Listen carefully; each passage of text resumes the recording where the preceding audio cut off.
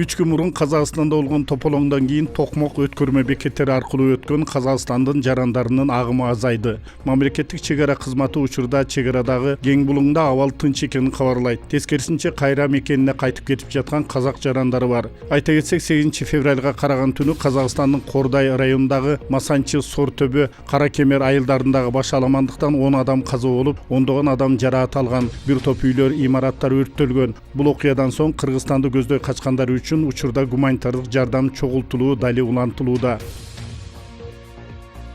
Бүгүнкү күнгө карата Кыргызстанда коронавирус жугузгандар аныкталган жок. Бул туурасында Саламаттык сактоо министри билдирет. Анда сырттан келген жарандардын баары тиешелүү текшерүүдөн өткөрүлүп жатканы айтылууда. Ал эми улуттук вирусологиялык лаборатория эл аралык талаптарга жооп берет деп ишендиришүүдө. Мектептерде, бала бакчалар менен жогорку окуу жайларында, социалдык мекемелерде вирус тууралуу жана анын алдын алуу боюнча маалыматтар берилип жатат. Бул арада Кытайда коронавирустан бир суткада 97 киши көз жумган айтылууда. Анын 91-и оорунун очогу болгон Хубей провинциясында катталды. Жалпысынан вирустан каза тапкандардын саны 908ге жетти. 9 февраль күнү Жапониянын батыш жээгиндеги круиздик лайнердин жүргүнчүсү болгон украин жаранынан вирус табылып, ооруканага жаткырылган. Ошондой эле лайнердеги дагы 70 киши вирус жуктурган деп шек саналууда. Алар өз каюталарында изоляцияланган. Дүйнө элинин үшүн алган коронавирустун чыккан аз келгенсип эми Кытайда куш тумоосу да жайылып жатканын Спутник басылмасы жазып чыкты. Бул дарт Нанчун шаардык округунун Сичун уездиндеги фермалардын биринде катталган. Фермадагы 2000ден ашуун үй канаттууларынын 1840 вирустан улам кырылып калгандыгы кабарланган. Эпидемиядан кийин жергиликтүү бийлик оорунун таралып кетишинин алдын алуу максатында зарыл чараларды көрүп, 2,6 миңден ашуун үй канаттуусун жок кылган. Тайландда аскердик кызматкери чыгарган октон каза болгондордун саны 29га жетти.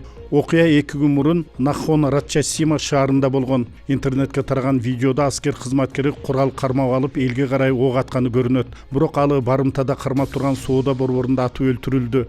Жабыркагандардын арасында полиция кызматкерлери да бар. Андан сырткары 60тан ашуун адам ооруканага түшкөн. Бишкек-Ош унаа жолунун 272 чакырымындагы Чычкан постунда оор жүк ташуучу унаалар үчүн убактылуу чектөө киргизилди. Бул тууралуу Жалал Абад областык жол кыймылынын коопсуздугун камсыздоо башкармалыгы билдирди. Маалыматка караганда, аба ырайынын кескин өзгөргөндүгүнө байланыштуу чектөө киргизүү бүгүн 10 февралда эртең мененки саат 7:00дөн башталды. Токтогул районунун аймагында кардын калыңдыгы 25-30 сантиметрди түзүп, буга байланыштуу Алабел ашуусунда жана Чычкан капчыгайында карды тазалоо иштери жүрүп жатат.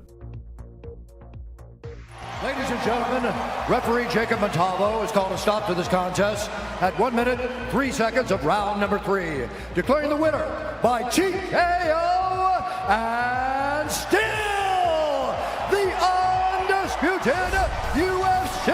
Кыргызстандык мушкер айым Валентина Шевченко америкалык мушкер Кетлин Чукагианды 3-раундда нокаут менен утуп, UFC уюмунун 247 турниринде 57 килограмм салмактагы чемпиондук наамын коргоп калды. Белгилүү болгондой, эми Шевченко беттешүү үчүн $270,000 алат. Окуя кечээ 9 февраль күнү Хьюстон шаарында өттү.